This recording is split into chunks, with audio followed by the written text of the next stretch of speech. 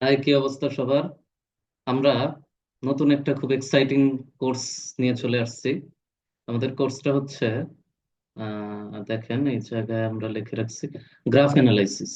Graph analysis এর আমরা একদম বেসিক থেকে পড়াশোনা শুরু করব। গ্রাফ অ্যানালাইসিস জিনিসটা হচ্ছে যে আমরা অনেক বড় কোনো ডেটা বা অনেক বেশি কোনো ডেটাকে, ধরেন কোনো একটা হিউজ ডকুমেন্টকে যদি আমি সহজে সংক্ষেপে বোঝাতে চাই, তখন আমাদের গ্রাফের সাহায্য নিতে হয়। সাপোজ যে বাংলাদেশের কোনো খেলা হচ্ছে অস্ট্রেলিয়ার সাথে, ওইখানে আমরা কি দেখি যে অস্ট্রেলিয়ার রানের একটা এরকম রেট দেখায়, বাংলাদেশের রানের একটা এরকম কার্ভ দেখায়। ওগুলাই হচ্ছে গ্রাফ। তার মানে হিউজ তথ্য, কোন ওভারে কত রান হয়েছে, কোন ওভারে কাটছে কত, বেশি হয়েছে কম হয়েছে, কি হয়েছে না হয়েছে, হ্যান ত্যান হাবি যাবি, এত কিছুকে জাস্ট দুইটা অক্ষে দুইটা অ্যাক্সিসের মধ্যে নিয়ে আসা হয়। এই গ্রাফ থেকে আমরা অ্যানালাইসিস করে বুঝতে পারি যে বাংলাদেশ বর্তমানে কি অবস্থানে আছে, অথবা অস্ট্রেলিয়াকে হারানোর জন্য আমাদেরকে কি করতে হবে, অথবা কোন ওভারগুলোতে আমরা ভালো খেলছি, সেই ওভারে কোন বোলার গুলা বল করছিল, কোন ব্যাটসম্যান ব্যাট মানে ব্যাটিং এ ছিল। এই সব কিছু আমরা জানতে পারি। আবার ধরো যে আমাদের দেশে হচ্ছে জনসংখ্যার রেট, হয়তো 2005-এ এত, 10-এ এত, হ্যাঁ, 15-তে এত, 20-এ এত, মানে এই যে রেটটা কম বেশি হচ্ছে, বাড়তিছে কমতিছে এইগুলা। আর কমতিছে না তো, আসলে বাড়তেই আছে আর কি। আবার হতে পারে যে আমাদের মাথাপিছু আয়ের কম বেশি হচ্ছে, অথবা বাংলাদেশের সাক্ষরতার হার। তো এটা নিয়ে তো লিখতে গেলে একটা বই হয়ে যাবে।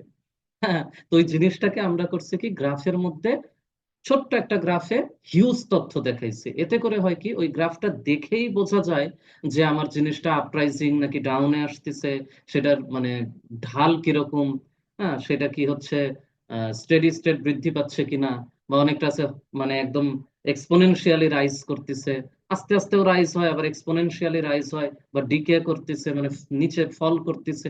এই হেন তেন অনেক কিছু জানা যায়। তো এই জিনিসগুলা আমরা যদি আহ, বুঝতে চাই বা ফিল করতে চাই, কোনো একটা ম্যাথমেটিক্স এর ইকুয়েশন দেখেই আমরা বলে দিতে চাই যে এটা আসলে কি, এখানে হচ্ছে এটার ভ্যালু কত, ইত্যাদি ইত্যাদি, কোনটা কি কত, এইসব আমরা যাতে ওই ইকুয়েশনটা দেখে বলতে পারি, অথবা কোনো একটা ম্যাথমেটিক্যাল ইকুয়েশনকে আমরা অ্যানালাইসিস করে ওর একটা গ্রাফ আঁকাতে পারি, ভ্যালু না দিলেও যাতে বুঝতে পারি যে এর গ্রাফের চেহারা সুরত কেমন, মানে বৈশিষ্ট্য যাতে চিনতে পারি। যেমন আমি যদি বলি যে কাঁঠালের মতো কাটা কাটা শরীর, আর হচ্ছে এইটুক সাইজ, একটু রেড কালারের, হ্যাঁ, এই ফলটার নাম কি, কি বলবা? লিচু। তো এই যে বৈশিষ্ট্য দেখে একটা জিনিস চেনা, এগুলাই আমরা ধীরে ধীরে আগাবো। আমরা একদম ধরে ধরে ধরে ধরে আস্তে আস্তে আস্তে আস্তে করে আগানোর চেষ্টা করব। সেক্ষেত্রে গ্রাফ অ্যানালাইসিস এমন একটা জিনিস যেটা কিন্তু এসএসসি, এইচএসসি, অ্যাডমিশন, চাকরি প্রার্থী, তারপর সে সায়েন্সের হোক, কমার্সের হোক, আর্টসের হোক, যে কোনো ফ্যাকাল্টি, যে কোনো ডিপার্টমেন্ট, যে কোনো ডিসিপ্লিনের স্টুডেন্টদের জন্য প্রয়োজন, এমনকি মেডিকেলের স্টুডেন্টদের জন্যও প্রয়োজন। কারণ ডেটা মানেই গ্রাফ, আর গ্রাফ মানেই গ্রাফ অ্যানালাইসিস। তো এর অর্থ হচ্ছে আমাদের জিনিসটা, গ্রাফ অ্যানালাইসিস বুঝতে গেলে এর ব্যাকগ্রাউন্ডে অনেক কিছু বুঝে আসতে হয়। তো আমরা এই কোর্সটাকে ধীরে ধীরে ধীরে ধীরে রান করার চেষ্টা করছি, যাতে আমরা ওই ব্যাকগ্রাউন্ড গুলা একটু একটু করে জেনে তারপরে একটু ডিপে যাইতে পারি। হ্যাঁ, হঠাৎ করে একটা জিনিস শিখাই দিলে ওইটা আসলে খুব বেশি ইফেক্টিভ কিন্তু আমি মনে করি হয় না। তো গ্রাফ অ্যানালাইসিসে এই কোর্সে অবশ্যই স্বাগতম আপনাদের সবাইকে, অথবা আমার ছোট ভাই যারা আছে, ছোট ভাই বোন, তোমাদের সবাইকে স্বাগতম। আশা করি খুব ইন্টারেস্টিং হতে যাচ্ছে কোর্সটা। আমরা যাই হচ্ছে আমাদের কোর্সের একদম পড়াশোনার মধ্যে চলে যাই। তো প্রথমত আমরা একদম বেসিক কিছু জিনিসপত্র হালকা পাতলা ভাবে করব। বেসিক জিনিস কি হতে পারে? বেসিক জিনিস হচ্ছে, আমি গ্রাফ অ্যানালাইসিস শিখতে চাই বা গ্রাফ নিয়ে আমি হচ্ছে আর বুঝি না, এটা করলে কিন্তু হবে না। তার মানে আমাকে গ্রাফ অ্যানালাইসিসের জন্য ফার্স্ট অফ অল আমাকে নাম্বার সম্পর্কে ভালো আইডিয়া থাকতে হবে, ভালো মানে খুবই ভালো। হ্যাঁ, নাম্বার সম্পর্কে আমরা যদি একদম সহজ ভাষায় বলি, আমরা একদম ডিপ নাম্বার নিয়ে একদম বিশাল কিছু করে ফেলবো না। আমাদের প্রয়োজনে যেটুক দরকার ওইটুক করব, এবং আমি বিভিন্ন রেফারেন্স থেকে আপনাদের বা তোমাদের হচ্ছে পড়ানোর চেষ্টা করব। আমি আপনি তুমি মিক্সড করে বলতেছি, এখানে অনেক সিনিয়র মানুষও থাকতে পারেন, কারণ গ্রাফ জিনিসটা অনেক সিনিয়রদেরও লাগে, চাকরি প্রার্থীদের লাগে। তো এই আর কি। আশা করি ব্যাপারটা আপনারা ক্ষমা সুন্দর ভাবেই নিবেন। তো নাম্বার, প্রথমত নাম্বার গুলাকে যদি আমরা বলি যে পৃথিবীতে দুনিয়াতে যত নাম্বার আছে সবগুলাকে যদি আমরা একটা সিঙ্গেল নাম দিয়ে প্রকাশ করতে চাই, তাহলে সেটা হবে জটিল সংখ্যা।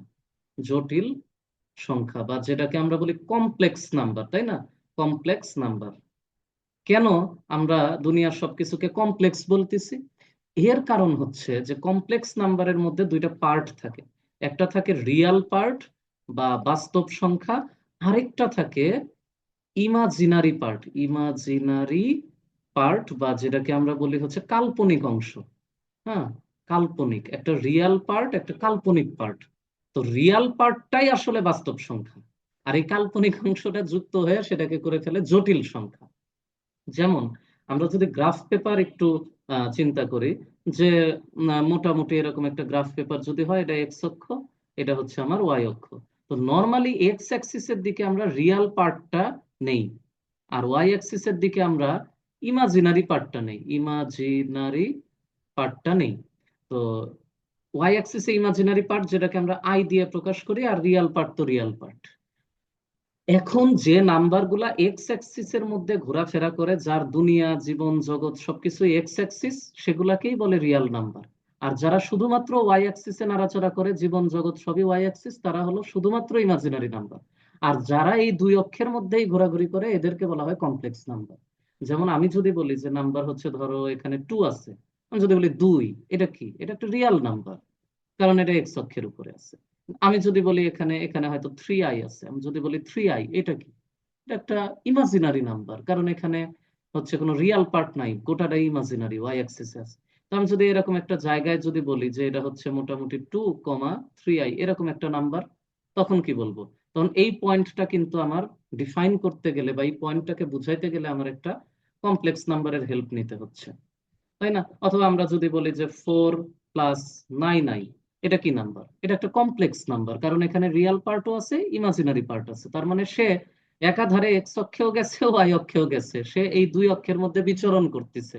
তার মানে এ একটা জটিল সংখ্যা। এগুলাকে বলা হয় কমপ্লেক্স নাম্বার, যেটাকে আমরা নর্মালি জেড দিয়ে প্রকাশ করি। প্রকাশ নিয়ে এত টেনশনের কিছু নাই। তো এখন ঘটনা হচ্ছে যে, দেখো, কমপ্লেক্স নাম্বারের ইমাজিনারি পার্টটা যদি 0 হয়, সাপোজ এই আয়ের এই অংশটা যদি 0 হয়ে যাইতো, তখন আমরা কি বলতাম? 9 × 0 ধরলাম, তাহলে এটাকে আমরা বলতাম যে 4। তখন এটা তৈরি হইতো রিয়াল নাম্বারে। রিয়াল নাম্বার, তার মানে আমরা বলতে পারি জটিল সংখ্যার একটা অংশ হলো রিয়াল নাম্বার। তার মানে হচ্ছে এটা যে রিয়াল নাম্বার একটা সাবসেট। কার সাবসেট? কমপ্লেক্স নাম্বারের। কারণ কমপ্লেক্স নাম্বারের ইমাজিনারি পার্ট 0 হয়ে গেলে সে রিয়াল নাম্বার হয়ে যায়। তাহলে নাম্বার বা সংখ্যার জগৎ কিন্তু আসলে জটিল সংখ্যা দিয়েই শুরু, এবং জটিল সংখ্যাই হচ্ছে সবকিছুর মূলে আছে, তারপর ভেঙে ভেঙে ভেঙে ভেঙে এইসব হাবিজাবি আসছে আর কি। হ্যাঁ, তো এখন তাহলে আমরা এই জিনিসটা মোটামুটি বুঝলাম। তো অর্থাৎ ব্যাপারটা এরকম যে একটা মানুষ এদিক দিয়ে হাঁটতেছিল, ওকে ঠাস করে ধরে এদিকে সরায় দিলাম, তাহলে ওর একটা রিয়াল অংশ আছে, একটা ইমাজিনারি অংশ অ্যাড হয়ে গেল, ও হয়ে গেল জটিল সংখ্যা। বিষয়টা এরকম আর কি। আচ্ছা, যেমন আমরা রিয়াল নাম্বার শুধু এক্স প্লাস এক্স অক্ষ থাকে আর মাইনাস এক্স অক্ষের মধ্যে থাকে। হ্যাঁ, এরকম। কিন্তু প্লাস এক্স অক্ষে যাইতে যাইতে ওকে ঠাস করে ধাক্কা দিয়ে এখানে যদি পাঠায় দেই, তাহলে সে কিন্তু মানে ইমাজিনারি পার্টের অংশেও চলে যাবে। তো এই নাম্বারটাকে যে আমরা প্রকাশ করব, এই এই নাম্বারটা, এটাকে বলা হবে ইমাজিনারি নাম্বার। আমরা যদি এই অ্যাক্সিস এর কথা চিন্তা করি, তো আশা করি মোটামুটি বুঝতে পারছি ইমাজিনারি আর রিয়াল ব্যাপারটা। তার মানে আমরা বুঝলাম যে আমরা প্রথমত সাধারণত বই পুস্তকে যেটা হয়, বই পুস্তকে থাকে যে নাম্বার, এটাকে এভাবে ভাঙ্গা হয়, একটাকে বলে বাস্তব সংখ্যা, আর একটাকে বলা হয় জটিল সংখ্যা। কিন্তু আমরা এভাবে বলবো না। তার কারণ আমরা কেবল প্রমাণ সহ বের করলাম যে জটিল সংখ্যারই একটা মানে বাচ্চা হচ্ছে বাস্তব সংখ্যা। হ্যাঁ, তো আমরা যদি এখন নাম্বার সিস্টেমটাকে এভাবে ভাগ করি যে সংখ্যা বা নাম্বার সিস্টেম বা যে কোনো নাম্বার মানেই হচ্ছে জটিল সংখ্যা, সোজা কথা, আর কোনো কথা নাই, জটিল সংখ্যা। আচ্ছা, ভালো কথা। যেখানে কি আমার দুইটা পার্ট আছে, একটা হচ্ছে রিয়াল, আর একটা হচ্ছে এন্ড, 2 নাম্বারটা হচ্ছে ইমাজিনারি। আচ্ছা, সমস্যা নাই। জটিল সংখ্যা যদি ইমাজিনারি পার্টটা 0 হয়ে যায়, তাইলে সে তৈরি করে হলো বাস্তব সংখ্যা। বাস্তব সংখ্যা, ভালো কথা। এইবার এখান থেকে নাড়াচাড়া শুরু, বাস্তব সংখ্যা। এখন আমি যদি বাস্তব সংখ্যাকে ভাঙ্গি, তাহলে প্রথমে আমরা পাবো হচ্ছে মূলদ সংখ্যা। মূলদ সংখ্যা আর হচ্ছে অমূলদ সংখ্যা। মূলদ মানে হচ্ছে যে যেটাকে আমরা এরকম একটা ফরম্যাটে লিখতে পারবো, যে ধরো পি বাই কিউ আকারে লিখতে পারবো। যেটাকে আমরা পি বাই কিউ আকারে লিখতে পারবো সেটাকে বলা হয় মূলদ সংখ্যা। কিন্তু কিন্তু কথা হচ্ছে, যেখানে দেখো কিউ কিন্তু নিচে আছে, তো নিচে যদি জিরো হয়ে যায় তাহলে কি হবে? পি বাই যদি জিরো হয়ে যায় তাহলে সেটাকে বলবো ইনফাইনাইট, তাই না? যেমন 1/0 একটা ইনফাইনাইট, 2/0 একটা ইনফাইনাইট, তাই না? -8/0 একটা ইনফাইনাইট। তার মানে আমরা বুঝতেছি যে এখানে তো একটা সমস্যা হয়ে যাচ্ছে, ইনফাইনাইট চলে আসতেছে। ইনফাইনাইটের তো কোনো সীমা পরিসীমা নাই। মূলদ সংখ্যার তো একটা সীমা পরিসীমা আছে, আটকাইতে পারবো, বাইন্ডিংসে ধরে রাখতে পারবো। কিন্তু নিচের কিউ যদি জিরো হয় তাহলে তো ওর বাইন্ডিংস হারায় ফেলবে। ওই কারণে আমরা বলি যে মূলদ সংখ্যা পি বাই কিউ আকারে লেখা যাবে, খুবই ভালো, ওকে, যেখানে একটা লেজ লাগানো আছে, যেখানে Q Q not equals to zero, মানে কিউ জিরো হওয়া যাবে না, জিরো বাদে যে কোনো মানে বাস্তব সংখ্যা হতে পারে। আর পি আর কিউ দুইটাই বাস্তব, এটা তো আসলে লেখার দরকার নাই, কারণ ও তো তো জন্মই হয়েছে বাস্তব সংখ্যার থেকে। তার মানে বাস্তব সংখ্যা থেকে জন্ম হয়েছে, তো পি তো বাস্তব হবে, কিউ ও বাস্তব হবে। পি বাই কিউ লিখতে পারবো, কোনো সমস্যা নেই। বাস্তব, এটা ধনাত্মক হোক ঋণাত্মক হোক যা হয় তাই হোক, পি জিরো হতে পারে, সমস্যা নেই, কিন্তু কিউ মানে নিচেরটা জিরো হওয়া যাবে না। শর্ত হলো পি কিউ বাস্তব, এটা এমনি বোঝা যায়। আর Q not equal to zero, তাইলে এই জিনিসটা হবে মূলদ সংখ্যা। এখন কারণ ইনফিনিটির একটা আবার মজার ইন্টারেস্টিং ব্যাপার আছে, যে ইনফিনিটি একটা অদ্ভুত জিনিস। ইনফিনিটি সম্পর্কে পড়তে গেলে মনে আসে একটা বিষয়, সেটা হচ্ছে যে পৃথিবীতে এই পৃথিবীতে অসীম, হ্যাঁ, অসীম বা ইনফিনিটি ধরনের, এই পৃথিবীতে অসীম ধরনের অসীম সংখ্যক অসীম আছে। হ্যাঁ, তার মানে যে অসীম আসলে কি? অসীম আসলে এটাই, এই পৃথিবীতে অসীম ধরনের অসীম সংখ্যক অসীম আছে। মানে ইনফিনিটির কনসেপ্ট চলে আসলে একটা ঝামেলা হয়ে যায়। তো এই হলো বিষয়। আর অমূলদ কি? যেটার কোনো বাইন্ডিংস নাই, যেমন হতে পারে 1.238 9 হাবি জাবি হ্যান ত্যান ডট ডট ডট চলছে ইনফিনিটি পর্যন্ত, সমস্যা নেই, এটা অমূলদ হয়ে গেছে। তার মানে যে কিউ এর মান কিন্তু জিরো হইতে পারে ওইখানে, হ্যাঁ। তো অমূলদের ক্ষেত্রে যেটা হয় যে এটাকে বাইন্ডিংসে আটকানো যায় না। যেমন রুট টু একটা অমূলদ সংখ্যা। রুট টু কে কিন্তু 1.4142 dot dot dot dot dot চলবে, এটাকে আটকানো যায় না। আমরা আমাদের হিসাবের সুবিধাতে 4142 দিয়ে হিসাব করি, কিন্তু আসলে তো এইটুক না, আসলে তো চলেই বহুদূর, হ্যাঁ, চলো বহুদূর। তো এই অমূলদ হলো আসলে চলো বহুদূর, হ্যাঁ। এই, আচ্ছা, তো এখন মূলদ সংখ্যাকে যদি আমরা ভাঙ্গি তাহলে এটা হয় পূর্ণ সংখ্যা। আর মূলদের মধ্যে আমরা দেখলাম যে এখানে আমরা কি গোটা গোটা সংখ্যাও পাই, আবার ভাঙ্গাচোরা সংখ্যাও পাই। যেমন হয়তো বা 8/1 হতে পারে, তাহলে পূর্ণ সংখ্যা হবে। আবার 8/3 হয় তাহলে একটা ভগ্নাংশ আসবে। তো এখানে মূলদ সংখ্যা আবার মোটামুটি দুই ধরনের ভাগ করা যায়। একটাকে বলে পূর্ণ সংখ্যা, আর আরেকটাকে বলে ভগ্নাংশ সংখ্যা। ভগ্নাংশ মানে তো ভাঙ্গা অংশ, বুঝতেই পারতেছো। আর পূর্ণ সংখ্যার মধ্যে আবার কয়েকটা ক্যাটাগরি আছে। পূর্ণ সংখ্যা কিন্তু অনেক রকমের আছে। এখন পূর্ণ সংখ্যা মানে গোটা সংখ্যা। এখন গোটা সংখ্যা হলে কি হতে পারে? সেটা ধনাত্মক হতে পারে, বা যেটাকে আমরা বলি পজিটিভ নাম্বার হতে পারে। সেটা ঋণাত্মক হতে পারে, ঋণাত্মক মানে সেটা নেগেটিভ নাম্বার হতে পারে। আরেকটা জিনিস হইতে পারে ধনাত্মক না ঋণাত্মক না, ওইটাকে বলে জিরো। এইটা হলো আমাদের জানার বিষয়, যে জিরো কি জিনিস। জিরো হচ্ছে সে ধনাত্মক না ঋণাত্মক না। মানে আমরা যদি সংখ্যা রেখায় দেখি, যে আমরা দেখতেছি যে এই প্লাসের দিকে, এইদিকে পজিটিভ আর এইদিকে নেগেটিভ, আর মাঝখানে জিরো। আমি প্লাস জিরো বলি, মাইনাস জিরো বলি, যাই বলি না কেন, জিরো ইজ জিরো, হ্যাঁ, জিরো ইজ জিরো। শূন্য হচ্ছে শূন্য, শূন্য ধনাত্মক না ঋণাত্মক না। ওই কারণে পূর্ণ সংখ্যাকে ভাঙ্গে আমরা বলি যে এখানে মোটামুটি তিন রকম জিনিস হতে পারে: একটা ধনাত্মক, একটা ঋণাত্মক, আর একটা জিরো। এখন ধনাত্মক যে পূর্ণ সংখ্যাটা, দেখো ধনাত্মক পূর্ণ সংখ্যা তার মানে কি? ধনাত্মক মানে তো পজিটিভ, সমস্যা নাই। তারপর পূর্ণ সংখ্যা মানে হলো গোটা নাম্বার, গোটা সংখ্যাগুলো, গোটা গোটা সংখ্যা। এগুলাকে আবার বলা হয় স্বাভাবিক সংখ্যা। স্বাভাবিক সংখ্যা, স্বাভাবিক সংখ্যা মানে এটার ইংলিশে হলো ন্যাচারাল নাম্বার। ন্যাচারাল নাম্বার, এটা একটা মজার উদাহরণ হচ্ছে যে দেখেন, আপনাকে যদি আমি গুনতে বলি কোনো কিছু, হ্যাঁ, যে এই ক্লাসে 20 জন স্টুডেন্ট সাপোজ, কয়জন আছে গুনে আমাকে বলেন। তো কেমনে গুনবেন? 1 2 3 4 5 6 এভাবে গুনবেন। তো এখন আমার কাছে প্রশ্ন, যে আচ্ছা আমি যে গুনতে বলছি, কেউ কি আছে যে এইভাবে গুনবে 0 1 2 3 4? না। মানে মানুষের ভিতর থেকে ন্যাচারালি কাউন্টিং এর জন্য যে নাম্বারগুলো বের হয় সেগুলাই ন্যাচারাল নাম্বার। জিরো তো গুনবে না, ও গোনা শুরু করে হলো 1 2 3 4 এইভাবে। ন্যাচারালি যে নাম্বারগুলো বের হয় সেগুলা ন্যাচারাল নাম্বার। আমি যদি কাউকে গুনতে বলি, সে কি এভাবে গুনবে যে 1 1.1 1.2 1.3? না। অথবা এভাবে গুনবে যে √1 √2 √3? এভাবে গুনবে না। ন্যাচারালি মানুষের ভিতর থেকে যখন কোনো কিছু কাউন্ট করতে বলা হয়, ভেতর থেকে এমনিতেই চলে আসে 1 2 3 4 1 2 3 4। দেখো এই প্রত্যেকটা কিন্তু, এই 1 2 3 এরা প্রত্যেকে কিন্তু গোটা গোটা সংখ্যা, আবার প্রত্যেকেই পজিটিভ। তো এদেরকেই বলা হয় যে ধনাত্মক পূর্ণ সংখ্যাকে বলা হয় স্বাভাবিক সংখ্যা। যে এই যে ধনাত্মক পূর্ণ সংখ্যাকে বলা হয় স্বাভাবিক সংখ্যা বা ন্যাচারাল নাম্বার, যেটা মানুষের ভিতর থেকে ন্যাচারালি বের হয়। জিরো, এই জিনিসটার একটা কাহিনী হলো সে ধনাত্মক না ঋণাত্মক না। আচ্ছা, আর আরেকটা এখানে ছোট একটা টার্ম মাঝে মাঝে আমাদের লাগে, যেটাকে আমরা বলি অঋণাত্মক সংখ্যা।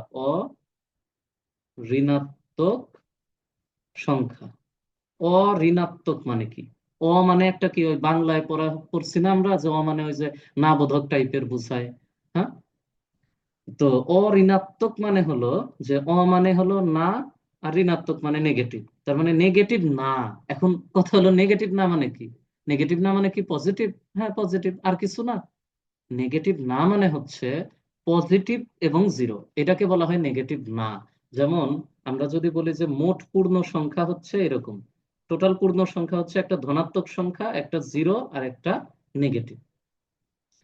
এখন অঋণাত্মক মানে কি? ঋণাত ঋণাত্মক, আচ্ছা বানান বড় জটিল। হ্যাঁ, অঋণাত্মক মানে হলো ঋণাত্মক নয়, তার মানে পূর্ণ সংখ্যা এর মধ্যে থেকে ঋণাত্মক গুলাকে যদি বাদ দেই, যা থাকে সেটাই অঋণাত্মক। তার মানে পূর্ণ সংখ্যার আন্ডারে ছিল কারা? প্লাস নাম্বার গুলা ছিল, জিরো ছিল, নেগেটিভ গুলা ছিল। এইগুলা থেকে যদি আমি নেগেটিভ গুলাকে সরায় ফেলি, তাহলে থাকে কারা? পজিটিভ নাম্বার গুলা থাকে আর জিরো থাকে। ওই কারণে বলা হয় শূন্য সহ সকল ধনাত্মক সংখ্যাকে বলে অঋণাত্মক সংখ্যা।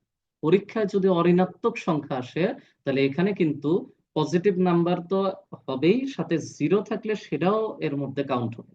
ঠিক আছে। আচ্ছা, এইবারে আমরা যে এখানে জায়গার অভাবে আমি একটু পরের পৃষ্ঠায় লিখি। এই যে ধনাত্মক লিখছিলাম না, এই ধনাত্মককে আবার ভাঙ্গা যায়, ধনাত্মককে আবার ভাগ করা যায়। তো এখানে লিখি আমরা, এই যে ওখান থেকে যে ধনাত্মক আসলো, আর এপাশে জিরো, আর এপাশে ঋণাত্মক আসলো, তাই না? আর এপাশে ঋণাত্মক আসলো, ঋণাত্মক। তো যেটা হয় যে ধনাত্মককে আবার ভাঙা যায়। হ্যাঁ, ধনাত্মককে ভাঙা যায় তিন ভাবে। একটা হলো মৌলিক। আচ্ছা, এরা প্রত্যেকেই কিন্তু পূর্ণ সংখ্যা থেকে বের হয়েছে, তাই না? মৌলিক, একটা হলো যৌগিক, আর একটা কি, আর একটা হলো ওয়ান। এইটা আবার একটা মোস্ট ইম্পর্টেন্ট পরীক্ষা আসার মতো প্রশ্ন। সেটা হচ্ছে ওয়ান এমন এক জিনিস যে মৌলিকও না, যৌগিকও না। এই জিরো যেমন ধনাত্মকও না, ধনাত্মকও না, ঋণাত্মকও না, ঠিক সেরকম ওয়ান মৌলিকও না, যৌগিকও না। তো ওয়ান কি? ওয়ান মানে ওয়ান। ওয়ান এরকমই একটা নাম্বার, একটা অদ্ভুত চমৎকার সংখ্যা। ওয়ান মৌলিক না, যৌগিক না। মৌলিক কারা? মৌলিক হচ্ছে যে এক এবং ওই সংখ্যা দিয়ে ভাগ করলে, ওই সংখ্যা দিয়ে ভাগ করলে ভাগশেষ জিরো হয়, মানে ভাগশেষ থাকে না। যেমন আমি যদি বলি 11, এটা কি মৌলিক? হ্যাঁ, এটা এক দিয়ে ভাগ করা যায়, 11 হয়, সমস্যা নাই। 11 দিয়ে ভাগ করলেও এটা ভাগশেষ জিরো হয়, ভাগশেষ জিরো হয়। এক আর ওই সংখ্যা দিয়ে তো ভাগ যায়, এই দুইজন ছাড়া আর কাউকে দিয়ে কি ভাগ যায়? না, যায় না। ওই কারণে 11 হচ্ছে মৌলিক সংখ্যা। আর যৌগিক কি জিনিস? মানে যৌগিক হচ্ছে এক আর ওই সংখ্যা দিয়ে তো ভাগ যাবেই, ওই সংখ্যা দিয়ে তো ভাগ যাবেই, এটা তো সবার জন্যই সত্য হলো। এছাড়াও আরো অনেক কিছু দিয়ে ভাগ যাবে, আরো অনেক সংখ্যা দিয়ে ভাগ যাবে। যেমন কি? যেমন হতে পারে হচ্ছে হয়তোবা 26। এটা আমি এক দিয়ে ভাগ করলে 26 হয়। হ্যাঁ, 26 ভাগশেষ থাকে না। তারপরে মানে ভাগ যাবে মানে ভাগশেষ থাকবে না আর কি, নিঃশেষে বিভাজ্য হবে। তারপরে আমি 26 দিয়ে তো ভাগ করতেই পারি, সমস্যা নাই, এটা একবার দিলেই নিঃশেষে বিভাজ্য। আর কি যায় না? 2 দিয়ে যায়। 26-কে 2 দিয়ে ভাগ করলে 13 × 2 = 26, এই যে নিঃশেষে বিভাজ্য। তারপর কি দিয়ে যায়? 3 দিয়ে যায়, তাই না? 26, না না না সরি, 3 দিয়ে তো যায় না। আচ্ছা, 4 দিয়ে 4 × 6 = 24। আচ্ছা, 4 দিয়ে যায় না, 5 দিয়ে যায় না, 6 দিয়ে 6 5 6 দিয়ে 4 6 4 না, হয় না। 7 8 8 8 9 10 11 12 13 দিয়ে ভাগ যায়। আবার 13 দিয়ে 26-কে ভাঙলে 13 × 26। তো যাই হোক, এক কথায় হচ্ছে অনেক কিছু দিয়ে ওকে ভাঙ্গা যায়। এই কারণে এগুলো হলো যৌগিক সংখ্যা। এই দেখো সবার মাঝে এক আছে, তো এই এক হলো একটা স্পেশাল জিনিস। হ্যাঁ, তো এখানে এক আলাদাই একটা জিনিস, একের একটা আলাদা জগৎ আছে। এক মৌলিকও না, এক যৌগিকও না। মৌলিক সংখ্যা শুরু হয় কই থেকে? মৌলিক সংখ্যা শুরুই হয় হলো 2 থেকে। এইটা আমার মনে হয় অনেকের একটু দরকার আছে, এটা আমাদের মোটামুটি যে কোনো বিভিন্ন ছোটখাটো পরীক্ষা, কম্পিটিটিভ এক্সামে এই জিনিসটা লাগে। অনেকের কনফিউশন হয়ে যায়, এক কি জিনিস, এক মৌলিক না যৌগিক না, তাহলে মৌলিক শুরু হয় কই থেকে? 2 থেকে। আচ্ছা, এইবার আমরা যদি একটু পরিচয় দেখি, আমাদের এই যে জিরোর পরিচয়টা নিয়ে একটু পড়াশোনা করি। জিরো একটা ইন্টারেস্টিং জিনিস। জিরো এই জিনিসটা প্রথম ধারণা দেয় কে বলেন তো? প্রথম ধারণা দেয় হচ্ছে, জিরোর ধারণা দেন হচ্ছে কে? আর্যভট্ট। এটা আমাদের জানা উচিত, আর্যভট্ট। জিরোর ধারণা দেন কিন্তু আর্যভট্ট। কিন্তু অনেক জায়গায় আবার পাওয়া যায় যে জিরো আবিষ্কার করেন, মানে ধারণা দিচ্ছেন উনি আর আবিষ্কার করছেন হচ্ছে ব্রহ্মগুপ্ত। আবিষ্কার করছেন ব্রহ্মগুপ্ত, বানান এরকমই কিছুটা। তো আবিষ্কার করছে, ধারণা দিচ্ছেন আর্যভট্ট, আর আবিষ্কার করে ফেলছেন ব্রহ্মগুপ্ত। আর হচ্ছে জিরো, জিরো এটা পজিটিভও না, পজিটিভও না, অথবা নেগেটিভও না। জিরো পজিটিভও না, নেগেটিভও না। তারপর জিরোকে বলা হয় ওই জন্য নিরপেক্ষ। নিরপেক্ষ, নিউট্রাল একটা জিনিস। হ্যাঁ, খুব ভালো। নিরপেক্ষ, জিরো কিন্তু একটা মারাত্মক ব্যাপার স্যাপার। হ্যাঁ, আর জিরো, আরেকটা জিনিস আছে, জিরো কার আন্ডারে আছে? জিরো অঋণাত্মকের আন্ডারে আছে। কারণ অঋণাত্মক মানেই হলো জিরো সহ ধনাত্মক, ঋণাত্মক গুলা বাদ। তো জিরো অঋণাত্মকের আন্ডারে আছে। তো এই জিরো সম্পর্কে এই সবগুলো অপশনই কিন্তু ঠিক। এবার আসি দেখি ওয়ান সম্পর্কে। ওয়ান কি জিনিস? প্রথম কথা, ওয়ান মৌলিক না, ওয়ান যৌগিকও না। তাহলে ওয়ান কি জিনিস? ওয়ান হচ্ছে প্রথমত এটা একটা বাস্তব সংখ্যা। আমরা বলতে পারি এটা একটা জটিল সংখ্যাও বটে, কারণ আমরা কি বলতে পারি না যে ওয়ান ইকুয়ালস টু হচ্ছে one plus one, one plus zero and I. Zero and I মানে হলো জিরো। ওয়ান, তার মানে ওকে জোর করে জটিলের মতো রূপ দেওয়া যায়, কারণ বাস্তব হলে অত জটিলের একটা রূপ। যাই হোক, স্পেসিফিক্যালি বললাম আর কি। ওয়ান একটা ধনাত্মক সংখ্যা বা পজিটিভ নাম্বার, তাই না? তারপরে ওয়ান কিন্তু আবার অঋণাত্মকও বটে, কারণ ধনাত্মক হলে সে তো অঋণাত্মক হবেই। তারপরে ওয়ান কি জিনিস? তারপর ওয়ান হচ্ছে একটা স্বাভাবিক সংখ্যা বা ন্যাচারাল নাম্বার। Natural number. তারপরে ওয়ান হচ্ছে একটা বিজোড় সংখ্যা। হ্যাঁ, বিজোড় সংখ্যা। তারপরে ওয়ান হচ্ছে একটা মূলদ সংখ্যা। কেন মূলদ সংখ্যা? কারণ ওয়ান কে আমরা পি বাই কিউ আকারে প্রকাশ করতে পারি, 1/1 আকারে প্রকাশ করতে পারি। যেখানে এই যে কিউ এর মান, মানে নিচের ওয়ান এর মান তো জিরো না, Q not equals to zero, তাই না? এই হলো ওয়ান এর মোটামুটি পরিচয়। ঠিক আছে? তো এই হচ্ছে আমাদের মোটামুটি সংখ্যার একদম বেসিক লেভেলের ধারণা। এই ধারণাটা আমাদের যে কোনো কাজেই দরকার পড়ে, তাই আমি কোর্সের শুরুতে একটুখানি আইডিয়া দিয়ে নিলাম। আজকের ফার্স্ট লেকচার এই পর্যন্তই। All the best.